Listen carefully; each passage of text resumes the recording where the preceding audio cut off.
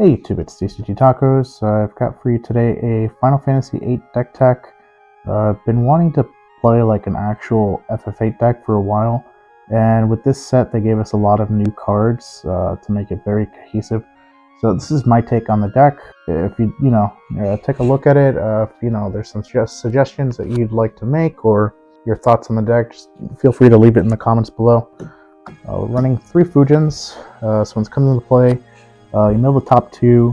If there's 10 or more cards in the break zone, it gives your disciplinary committee members and Cypher plus 2k and first strike. If it gets milled off the top, you put it into play. Then you got Raijin, does the same thing as Fujin, but instead of first strike, it is haste. Probably the better of the two, in my opinion. Then we've got 3 Cyphers. I'm missing 1 right now, so probably get it by the end of this weekend and I'll try it out. So the Cypher, when it comes to play, it mills 2. You can. If you do, you pick up a category 8 forward. Other than Cypher, put it to your hand. Then when Cypher swings, you choose a forward your opponent controls. If there's 10 or more cards in the break zone, you break it. Got 3 Irvine.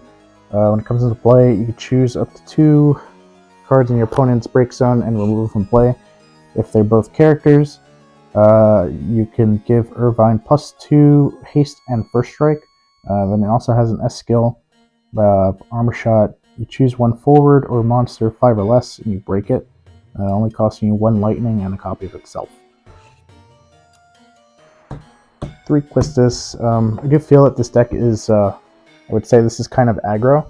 You are going to be flooding the board a lot, so the Quistis trigger should be relevant. At worst, you are just dulling some forwards. I feel like you can probably get the three forwards very consistently, so the dull and freeze will probably come up. Next up, we got 3 Squall, probably one of the better cards in this archetype. So if you have 4 or more category 8 characters, not forwards, it gets plus 2 power, and if it's dealt damage by an opponent's ability, it takes no damage. Then at the beginning of the attack step, you can put a category 8 forward of 4 or less from your hand into play for free.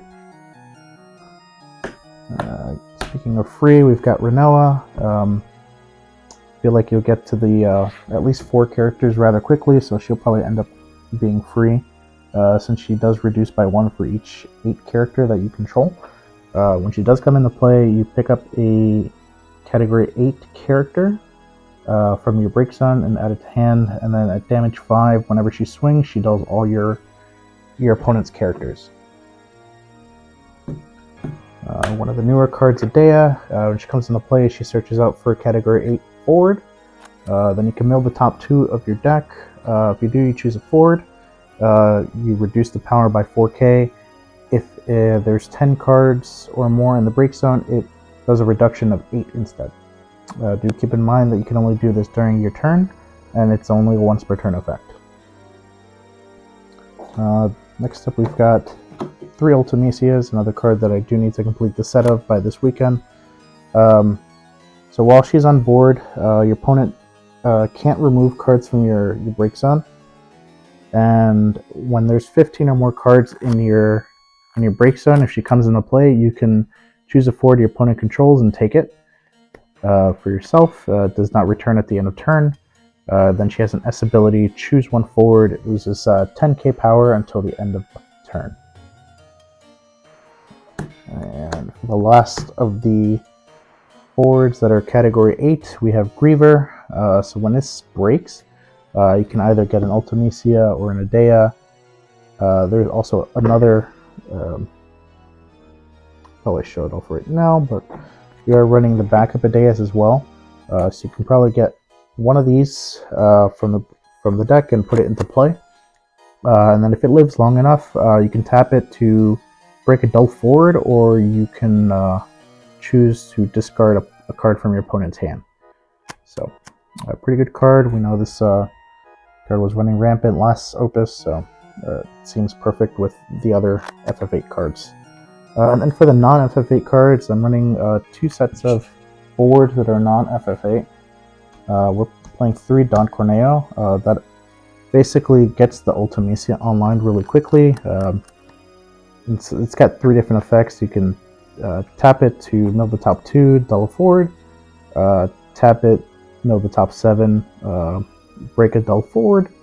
Or you can tap it, mill the top 15, and take control of a forward your opponent controls as long as Don Corneo is on the field. So that's going to trigger, it'll trigger these most likely. You'll definitely hit probably 1 or 2 of these if you're lucky enough. And then if you have a follow-up with Ultimisia, that's there for that. And then we got 2 copies of Axis. This is another card that allows you to self-mill. And then this also allows you to pick up another forward, so that's ammunition. So if you want to do an S skill for either one of these 2, you are able to do that. Or if you need another specific forward, you're able to pick that up as well. Summons, we're only playing 3. We're playing 3 Ramu. This allows you to turn on the Don Corneo with haste, so you can do it immediately or just in response to something trying to destroy it. Because it is rather slow on its own if you have to wait a turn. The 5k may be relevant, especially in pairing with the Adea. It's essentially like a 9k, and then you could also just dull some forwards out of the way if you need to. Our backups, we have the Adeas right here. So you could break this, and then you could put Ultimisia or Adea into play.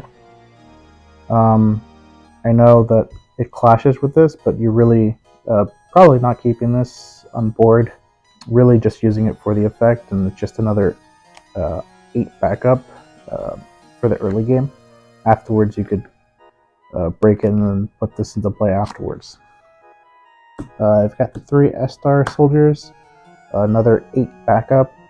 Not sure how much it's going to come up, but when it comes to play, it just dulls opponent's forward that's 4 or less, so it might come up. It's pretty decent. I mean, for a 2-drop, we're really just playing it because it's an 8 and it is multi, so you can have more than 1 on the field. Then we're playing Sid Kramer for color fixing. You do notice that there's no selfie in the deck. I really just want to make this as consistent as possible. I wouldn't really want to brick with selfie. Even though like the Squall can put it into play, but you have to find the Squall or the Sid Kramer, so it's not always going to happen, or you're going to have like another copy of Selfie. So again, just another 8, so that it should make it easier for the Squall to get the +2 and take no damage from abilities. And then our last backup, we're playing 3 Assails. This is really to search out any ice forward. We're really trying to go for the Don Corneo to get the mill as soon as possible, though you could pick these up as well, depending on your situation, so it's there for that. And then for our limit break, we're basically running 2 of each, playing 2 Sergis, or 2 Serges, however you pronounce it, 2 Victoria, 2 Lightning, and 2 Clouds. Probably the only 2 that probably we'll see play is probably the Clouds and the Lightning. Lightning to pick up the Ramus if you do mill them and you don't see them, and the Clouds to get rid of any forwards. I mean, this could possibly get rid of forwards too if it's 7k, but the chances of them having 2 or less cards, since this doesn't really discard unless you go crazy with the Reaver, it's not going to come up that often. And the Sergis really just gets a forward out of the way, either by freezing it after it's dull, or you could just dull something to clear the way. So that's my deck profile. I really look forward to testing this out once I get these 2. Probably going to try it out tomorrow or at locals on Saturday. If I do, I'll record some games, so basically go over the deck and how it performs. If you do enjoy the deck, or you have any comments or suggestions, let me know down below. If you haven't already, please subscribe so you can see more deck profiles as I come up with them. Feel free to like, share it with your friends. Thanks for watching, and I'll see you for the next one.